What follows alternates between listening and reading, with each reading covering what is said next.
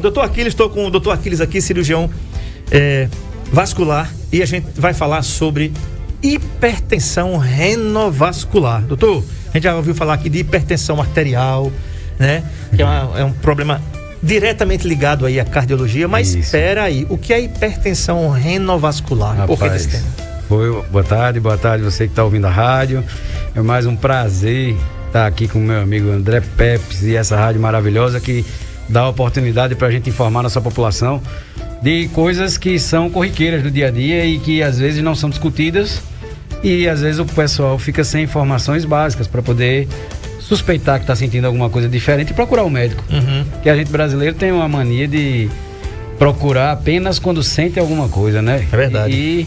E às vezes quando acontece alguma alteração, diz, não, associa alguma coisa que comeu, alguma coisa ao tempo, à lua, mas não procura o médico. É verdade. Entendeu? André, quis trazer esse assunto porque para notar o quanto que a cirurgia vascular, o tanto que as patologias vasculares, agora em agosto, a Sociedade Brasileira de Angiologia e Cirurgia Vascular fez um mês de uma campanha azul-vermelho ligada à saúde da vascular, à saúde da cirurgia vascular, saúde vascular do nosso paciente, para que as pessoas fossem ao cirurgião vascular como uma rotina, como um acompanhamento, para que possam cuidar da sua saúde, assim como cuidam da pressão alta, assim como cuidam do diabetes, assim como vai para uma consulta normal. Então eu quis trazer esse assunto porque ele está ligado diretamente, por exemplo, a várias coisas que a gente vem discutindo ao longo do programa, desde o começo. Por exemplo, hipertensão renovascular. Eu vou dizer a composição do nome. Reno vem de renal, hipertensão de hipertensão, vascular de vaso que vai para o rim, o vaso do rim. Certo. Por que isso? Porque pacientes que têm alterações no rim em decorrência de complicações vasculares podem desenvolver pressão alta. Eles não tinham, mas por complicar a artéria que vai para o rim, por exemplo, por uma obstrução ou estenose, estreitamento, sim, ele pode comprometer o rim e a partir daí desenvolver pressão alta, mesmo sem ter histórico nenhum de pressão alta e nem na família. Então, a hipertensão renovascular, gente, é quando um paciente desenvolve pressão alta por complicações vasculares da artéria que leva sangue ao rim. Esse é o tema que a gente vai discutir hoje, André. Perfeito. Você bem falou aí, hipertensão renovascular, a elevação da pressão arterial decorrente de oclusão, fechamento, né? Isso, parcial, exatamente, ou completa de uma das artérias renais ou dos seus ramos. Isso, né? Exatamente. Geralmente é assintomática. Tá aí, o problema tá exatamente aí. A palavra assintomática significa que não tem sintoma. Exatamente. Então, se eu tiver, se você tiver, não tem sintoma. Aí fica, né? A menos que tenha longa duração. Pode-se auscultar sopro sobre uma ou ambas as artérias dos rins em menos de 50% dos pacientes. Olha aí, gente, tá? Ou seja, metade dos pacientes não vai ser possível a ausculta.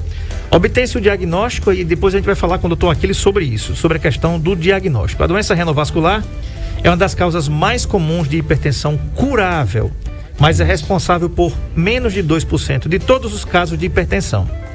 Estenose ou oclusão de uma artéria renal principal, artéria renal acessória ou qualquer uma dos seus ramos pode causar hipertensão pela estimulação da liberação de renina nas células justaglomerulares do rim comprometido. Doutor, aí um monte de palavrão.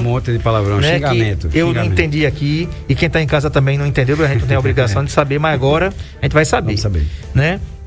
Então vamos lá, o que é isso aqui, né? Vamos lá. Pode causar hipertensão pela estimulação da liberação de renina nas células justaglomerulares do rim comprometido. O que é renina? Sim. E o que é essas células justaglomerulares? Vamos lá, vamos por partes. Como diria Jack, o estripador. Exatamente. Vamos. Então, gente, o que acontece? A grande maioria das vezes a gente come gordura ao longo da vida da gente, e como já foi dito pelo André, sabe as palavras, que isso é sem sintoma até desenvolver algum tipo de hipertensão do nada, sem o paciente estar sentindo nada antes. que acontece? Isso está ligado diretamente a fatores como ao colesterol alto, a gordura, a famosa gordurinha que junta, que se prende às artérias dos vasos. Esses vasos sanguíneos, o que sai da aorta, que é uma artéria bem importante no meio da barriga da gente, sai uma artéria que leva sangue para o seu rim. Essa artéria ela pode também juntar colesterol, juntar gordura nela e estreitar a passagem de sangue. O que acontece? As células que ele fala, células justaglomerulares, é porque a gente tem uma peneira, eu posso dizer um filtro.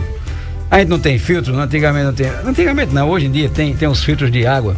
Inclusive os mais recomendados do mundo. Exatamente. Então, a gente tem filtro também. O filtro da gente filtro de barro, né? Isso. Usa aquela vela branca. Exatamente. O nosso filtro é o rim. Então, essas células que ficam próximas desses glomérulos, que são os filtros, são as células justaglomerulares, porque estão bem próximas, na proximidade dele. Essas células que recebem esse sangue que vem do vaso sanguíneo, ele pode diminuir o funcionamento dessa célula e diminuir o funcionamento da célula do rim por falta de sangue. Ele está passando fome, literalmente. Ele está sem receber oxigênio, sem receber alimento, e aí aquela célula pode ir morrendo. Aos poucos, caso isso seja uma coisa pontual, ou seja, ramos da artéria que vai para a parte de baixo do rim, para a parte de cima do rim, então pode ser evidenciado isso, uma parte do rim pode ficar sem funcionar direito por conta dessa falta de sangue. Com relação à parte de renina, existe uma cascata, aí é que a gente vai entender o porquê que quando eu tenho problema no rim, eu tenho desenvolvimento da pressão. O rim, ele regula a secreção de substâncias que chama renina, uma delas. Tem angiotensina, também 1 e 2. E essas substâncias, elas regulam o transporte, por exemplo, e o deslocamento de íons e sais, que são capazes de causar vasoconstrição. O que é isso? O vaso apertar. Ele se contrai. Se contrai e aumenta a pressão. É como se você tivesse, por exemplo, uma mangueira. Quando você bota o dedo na saída da água, ela não sai mais forte? Sim. Pronto. Então, quando contrai o vaso, a pressão do sangue aumenta. Então, quando essas substâncias estão em excesso, entendeu? Elas começam a causar, ou desreguladas, elas começam a causar uma vasoconstrição que pode permanecer em tempo grande, e isso acontecendo no paciente. E aí, essa permanência de pressão alta pode ocasionar danos às células. Pode ser as células de dentro do rim também, como outras células de dentro do corpo. Então, a renina é uma substância produzida pelo rim, capaz de regular a pressão da gente.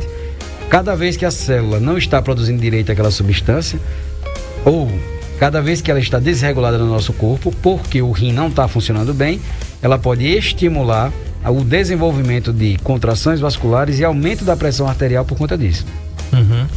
Então, tem um aspecto interessante que eu estava vendo aqui, veja só que coisa interessante. Por motivos desconhecidos, a hipertensão renovascular é muito menos incidente em negros que em brancos. Isso, exatamente. Por quê, doutor? Agora... É por conta daquela... tem alguma questão da melanina? Por incrível que pareça, temos doenças, André, que elas acontecem porque acontecem.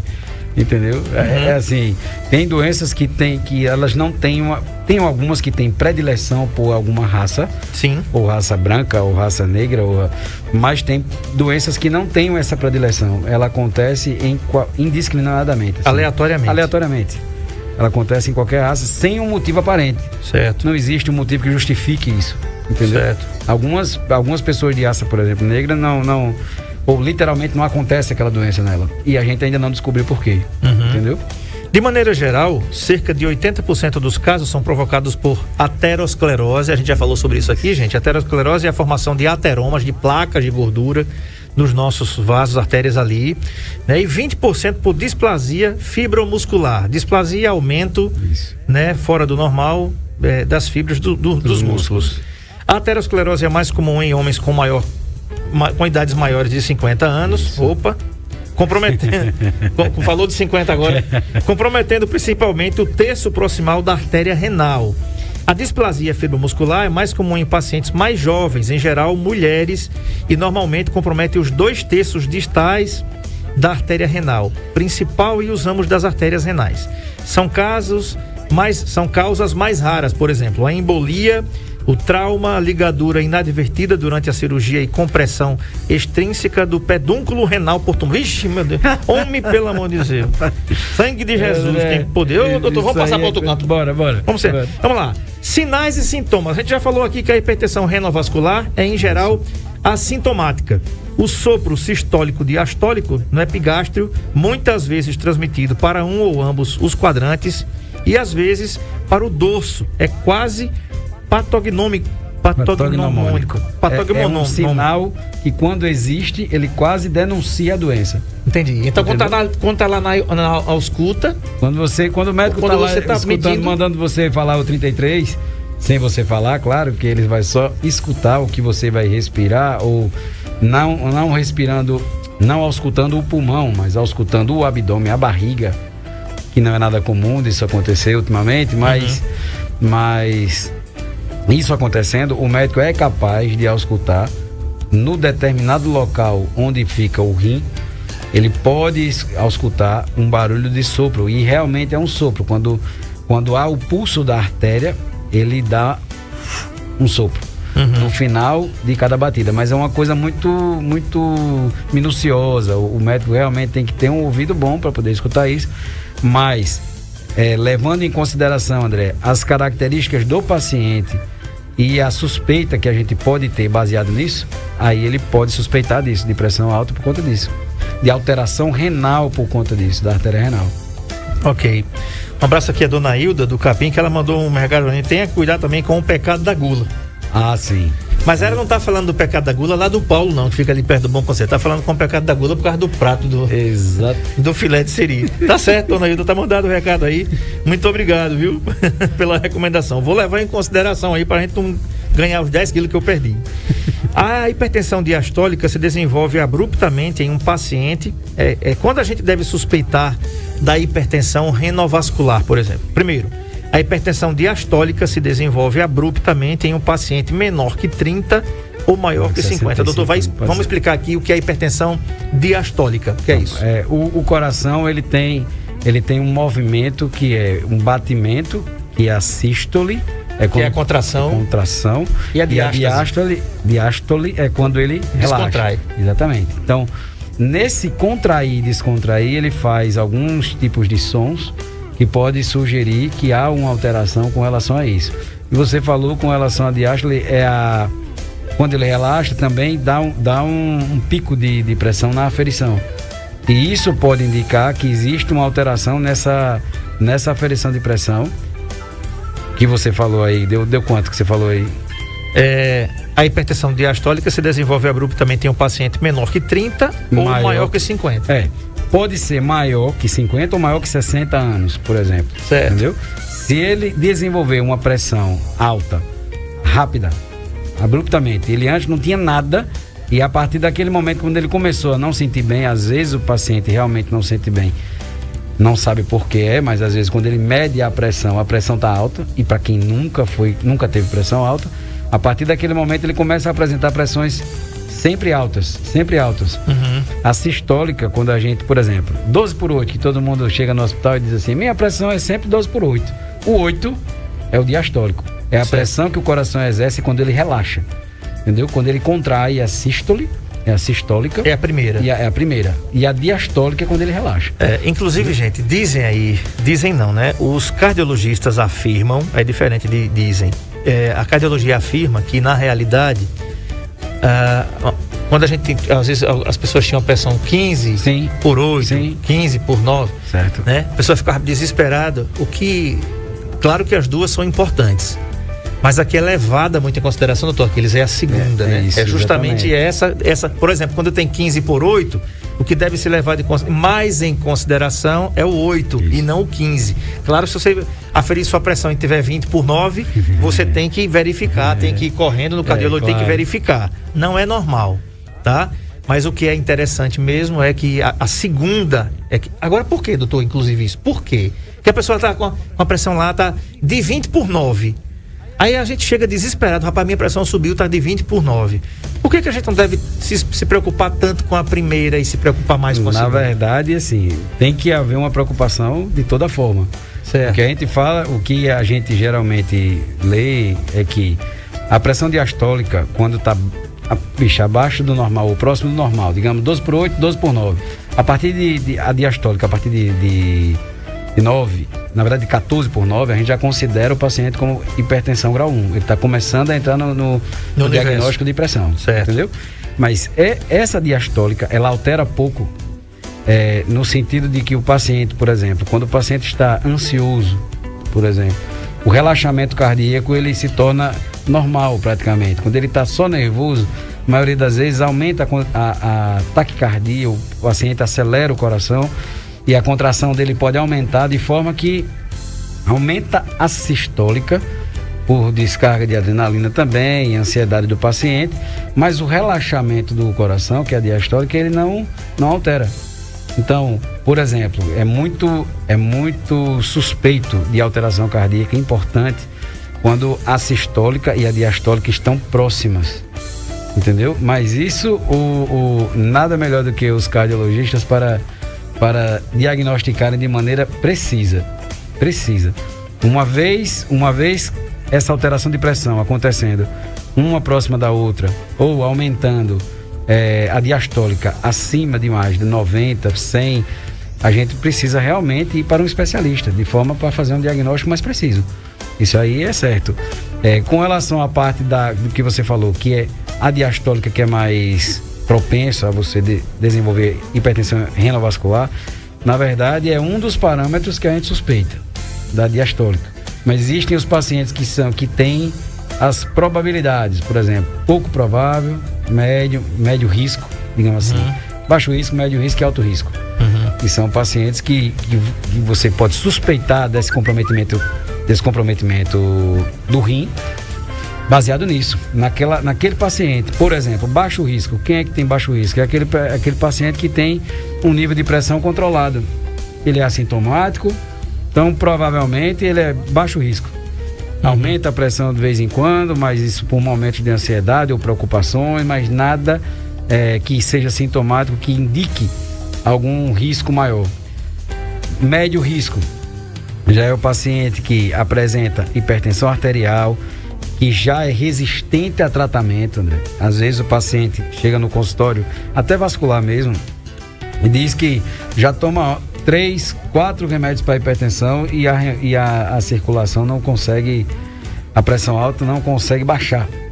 Aí ele diz que é uma pressão resistente, ela tem mais de um medicamento fazendo efeito, ou melhor, mais de um medicamento sendo administrado e não consegue controlar. Aí vem paciente tabagista, paciente com outras comorbidades, por exemplo, tabagista, obesidade, diabetes. Esse paciente ele tem um médio risco de desenvolver hipertensão renovascular por comprometimento do vaso, justamente porque esse paciente, por ter uma pressão alta rebelde, que ela é resistente ao tratamento com medicamento, ele pode machucar os vasos por conta do excesso de pressão nele, e também pode, geralmente quem é diabético, às vezes pode ter diabético com um peso a mais pela obesidade também, e a quantidade de colesterol aumentado em pacientes, mesmo que não sejam tão obesos, podem provocar a deposição de gordura ou a junção de gordura naquela artéria do rim e causar comprometimento renal. Não só em um rim, mas também pode causar nos 2 rins. O que ainda é pior. Entendeu? Entendi. Muito bem, tem mensagem aí pelo 996398389. Vamos ouvir, depois a gente vai para o intervalo.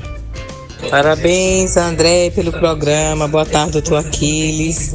Um abraço da família Gadi, tá bom? Mais uma vez falando de coisas maravilhosas, né? Que bom. Final de semana a gente falar disso aí. Um abraço. Bom fim de semana. Que setembro seja assim iluminado para todos nós.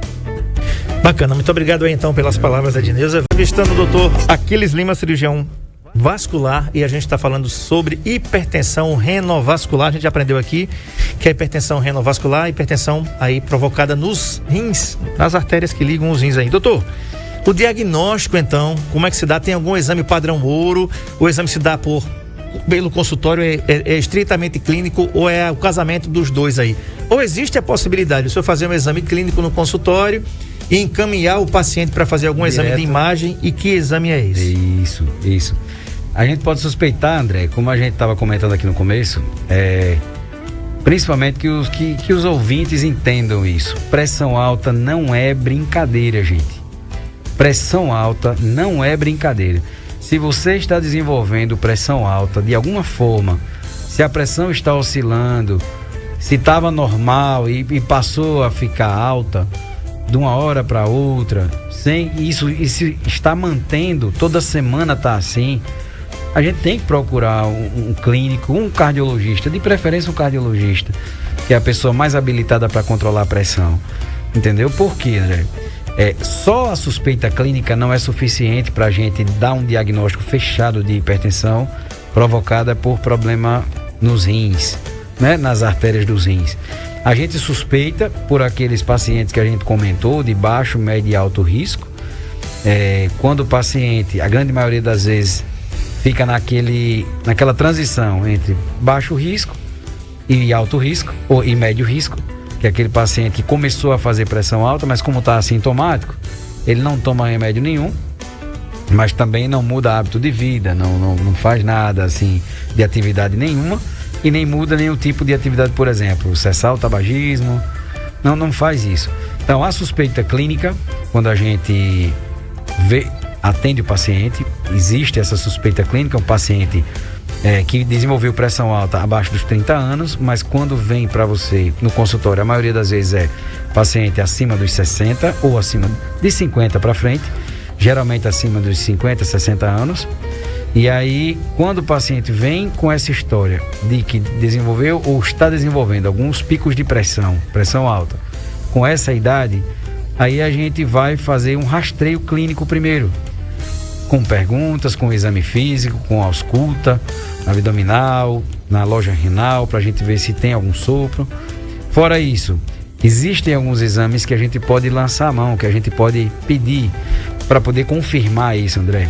Exames, por exemplo, cada vez que existe um comprometimento da artéria do rim e que o rim deixa de funcionar, na verdade, o que diminui a função dele, pode acontecer, por exemplo, do paciente urinar menos um pouco. Pode, principalmente se ele tiver um rim só. E a gente fica imaginando, né? Mas eu sei que todo mundo tem 2 rins, mas pode acreditar, pode acontecer de que a pessoa só tem um rim só e não saiba. Entendeu? Só saiba depois do exame. Só saiba depois do exame. Então, o que pode ser pedido? Alguns exames, principalmente exames de rotina como hemograma, mas função renal, que a gente chama, de ureia, creatinina, tem os exames específicos para função renal, mas também exame de urina, que é importante para a gente avaliar o que está sendo, o que está saindo naquela urina, que substâncias estão saindo naquela urina, para a gente saber se o rim está funcionando bem ou não. O volume de urina, então o exame de urina é importante. Tem um exame que chama microalbuminúria, que é uma das coisas ou clearance creatinina, que são exames que a gente solicita para saber se o rim está funcionando bem ou não. Então, exames de laboratório, alguns que a gente pede são esses. E aí, se esses derem alguma alteração, ou se a gente suspeitar de alguma alteração a mais, a gente pode pensar num exame de imagem. Inicialmente, André, pode ser feito um ultrassom sem Doppler, aquele que não precisa ver os vasos funcionando, entendeu? Por que ele é importante? Porque esse exame ele vai averiguar se o tamanho do rim tá bom, se a parte que filtra, aquele filtro que a gente falou que existe no rim, se a parte que filtra está boa, está da forma que deve ser na imagem quando faz o ultrassom. Tem como a gente mensurar, medir isso mais ou menos quando faz o ultrassom sem o Doppler. E com o Doppler a gente tem capacidade, com o ultrassom com o Doppler a gente tem a capacidade de olhar a artéria do rim que leva sangue para o rim funcionar.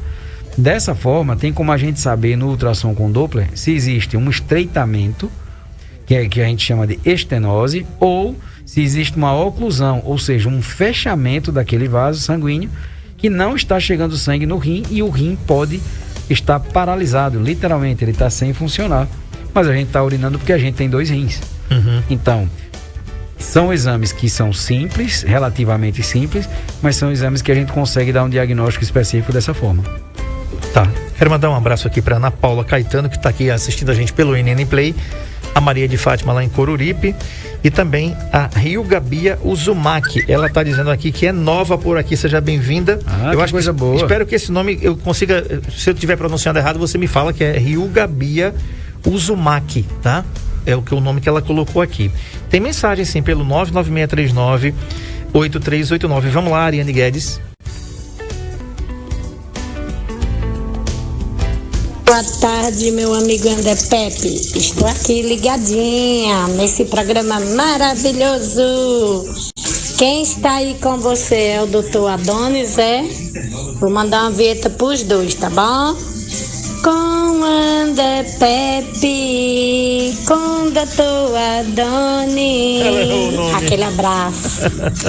Muito bem, Neide. Dr. Aquiles. Neide. Depois você vai ter que refazer a vinheta. Neide, a sua presença não tem como você estar fora do programa da gente. Pois é, patrimônio já tombado aqui pelo patrimônio aqui do Saúde em Foco, tá bom? Tá aí, né? Doutor, a gente queria saber o seguinte, né? Sim. Em relação à ressonância magnética, ela é precisa para, por exemplo, diagnosticar, ou poder diagnosticar aí a hipertensão renovascular? Pode. Não só a ressonância magnética, como também tem uma cintilografia que eu posso usar para saber da perfusão renal. É possível.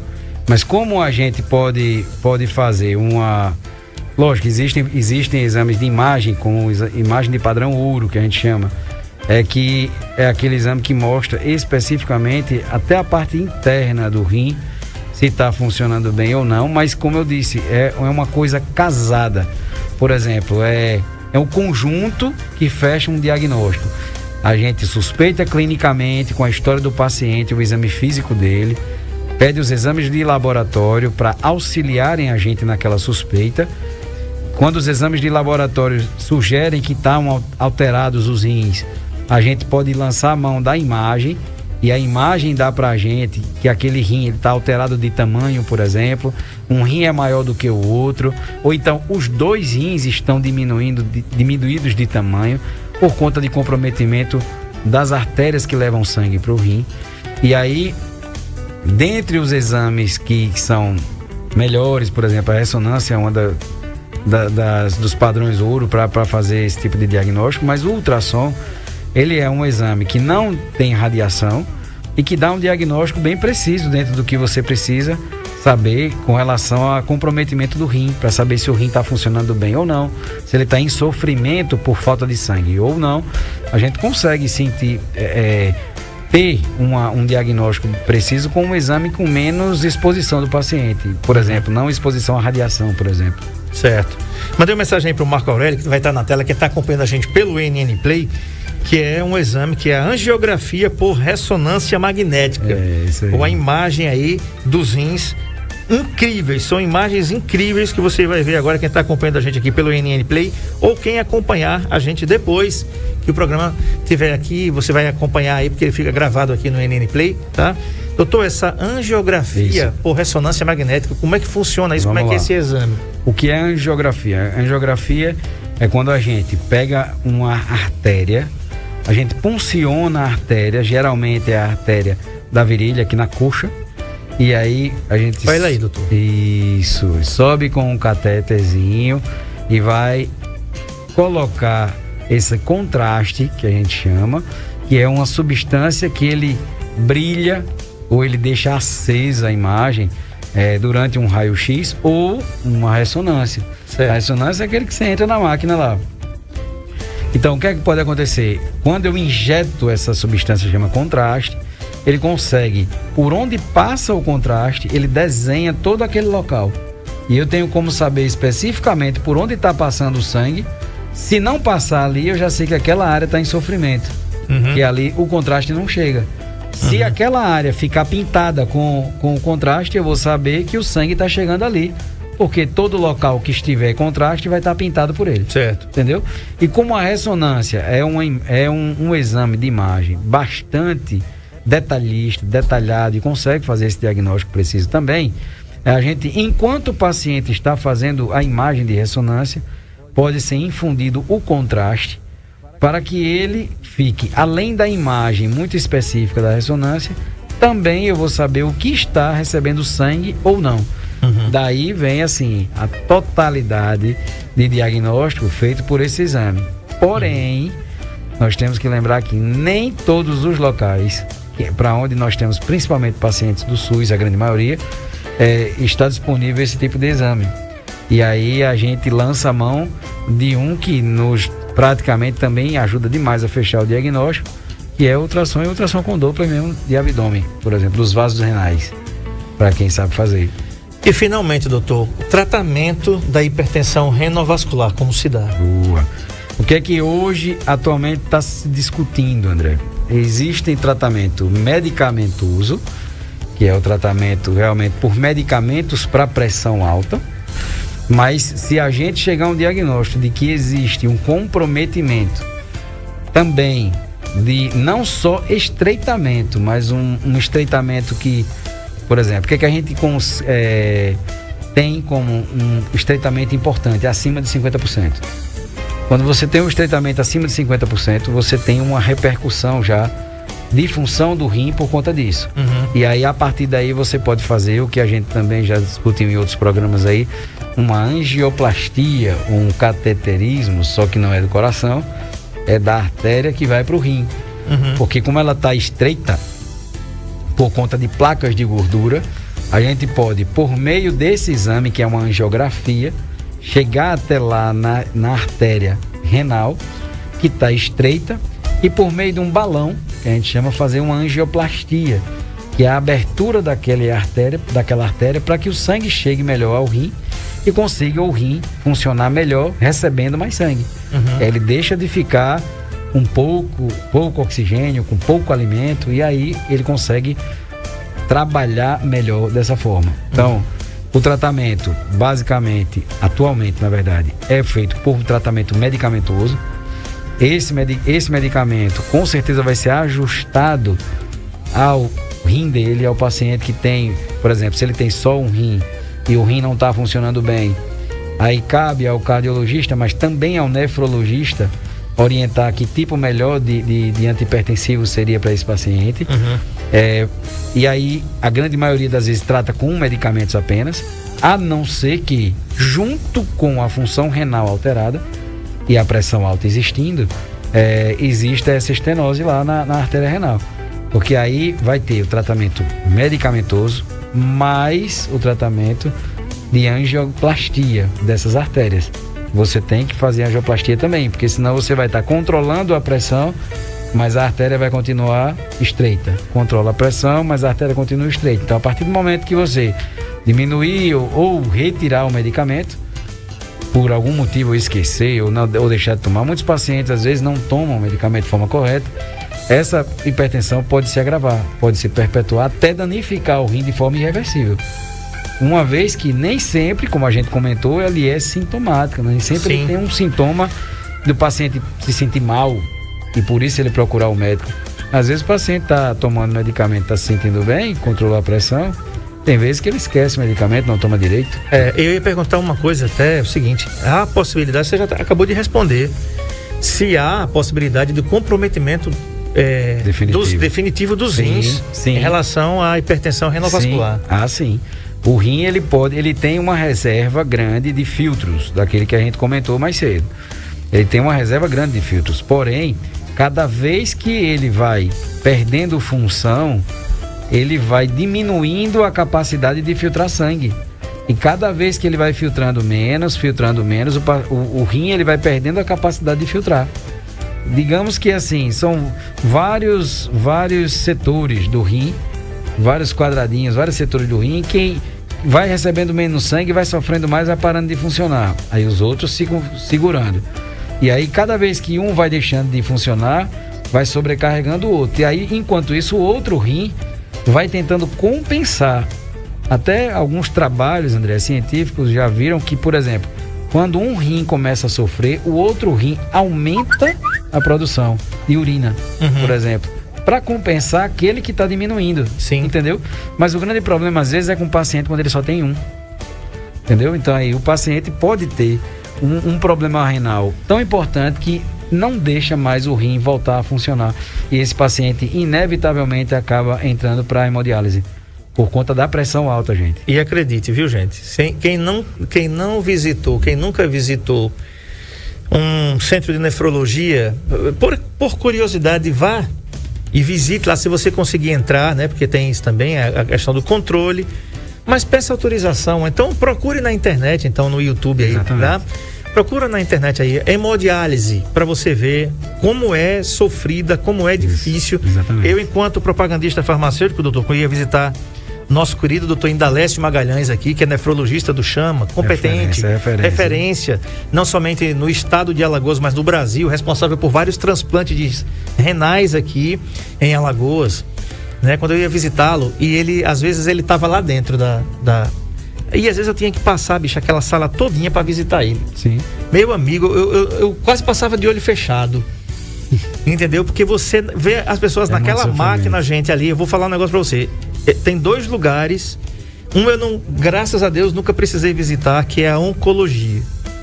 Né? A oncologia, geralmente, a gente visita o médico como clínico, porque essas medicações, inclusive, são de outros níveis, né?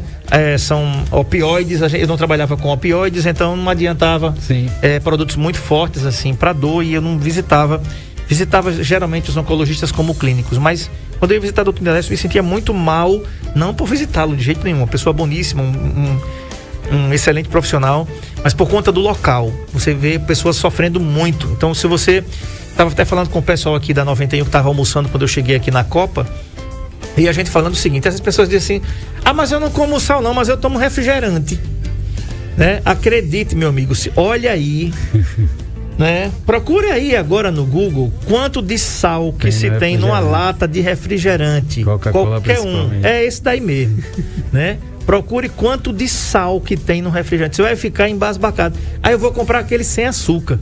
Lascou do mesmo jeito. O certo, meu amigo, é você não tomar isso. Depois da minha cirurgia, eu prometi a mim mesmo, não tomo mais. E já cumpri a minha promessa, né? Já consegui almoçar com água. E, aliás, o ideal também seria você não almoçar com nada até 40 minutos. Exatamente. Ou você toma 40 minutos antes de almoçar, ou 40 minutos depois. É comer do sequinho mesmo ali. Mas a gente, por costume aqui no Nordeste, a gente come com um negócio de suco desse tamanho aqui, né? A família toda, né? Aquela poncheira feita com aquele mancha pulmão, que é 2 litros que dá. Meu Jesus. Não é brincadeira não, bicho. André, lembrando que nem tudo é só remédio, né? A gente tem que saber que a hipertensão arterial, a pressão alta, a famosa pressão alta, ela pode ser prevenida, tratada, não apenas com remédios.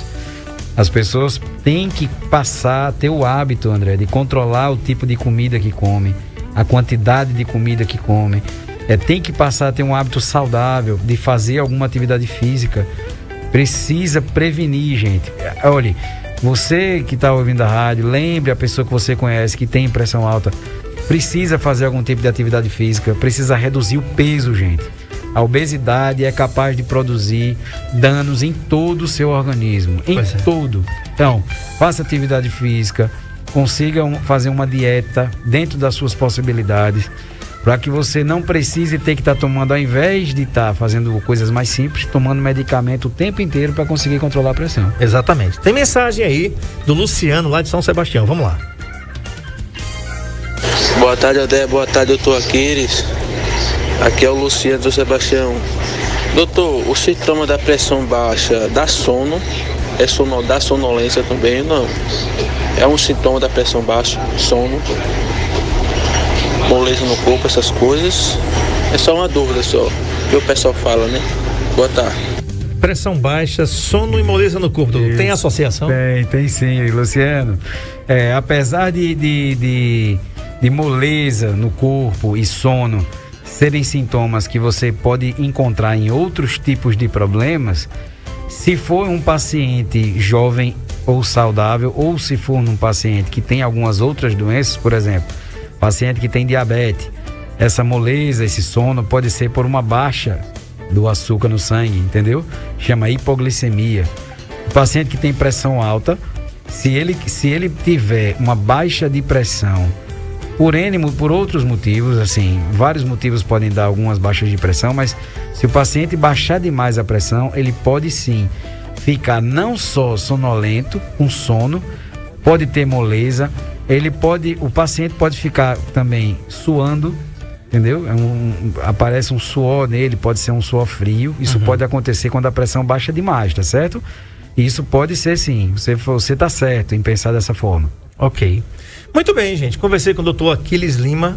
Ele é cirurgião vascular e atende aqui no Metropolitan. Vai colocar os telefones e o contato aí na tela. Primeiro atende aqui no Sindicato Rural de Arapiraca, Largo Dom Fernando Gomes, número 26, no centro. Você sabe onde é o Sindicato Rural? Fica ali perto da Concatedral, tá?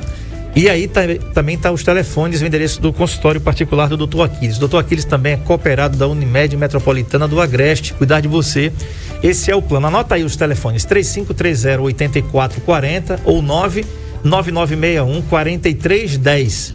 Angiologia e cirurgia vascular e ultrassom vascular com Doppler. Dr. Aquiles atende aqui no Comercial Metropolitan, tá? Todo mundo sabe onde é que fica aqui o Metropolitan, né? Na Avenida Deputada César Cunha. Doutor Aquiles, muito obrigado pela concessão da entrevista. E até a próxima, se Deus quiser. Né? Muito bem, hoje, dia 3 de setembro, eu não podia deixar de falar sobre isso, porque é aniversário dela hoje, bicho. É dela mesmo? É dela, bicho. Então, entendeu? Então. Não tem como não falar. Não tem como não falar. Não. Né? Hoje é aniversário de Dona Valéria Pepes, né? Um grande beijo pra você, um abraço. Eu vou lhe dar pessoalmente, aguenta aí, né? Olha aí, rapaz, corra linda, né? Corra linda. Então, 3.9, uma coroa bem chuta, né? Ela vai me matar. Ela é uma coroa bem chuta, né? Aguente. Tem vinho em casa, tem tá vinho. Gelando. Tem vinho. Tá, pai. Tá bom. Tá gelando o vinho. Colete. Colete é prova de bala? Tem. Não. Não tem, não. Rapaz, deixa isso pra lá. Não. E o aniversário foi dela, ela fez aquele pratinho pra mim. Então tá valendo. Então, Morena, você sabe quanto eu admiro você como mãe, como esposa, como amiga, como amante. Né?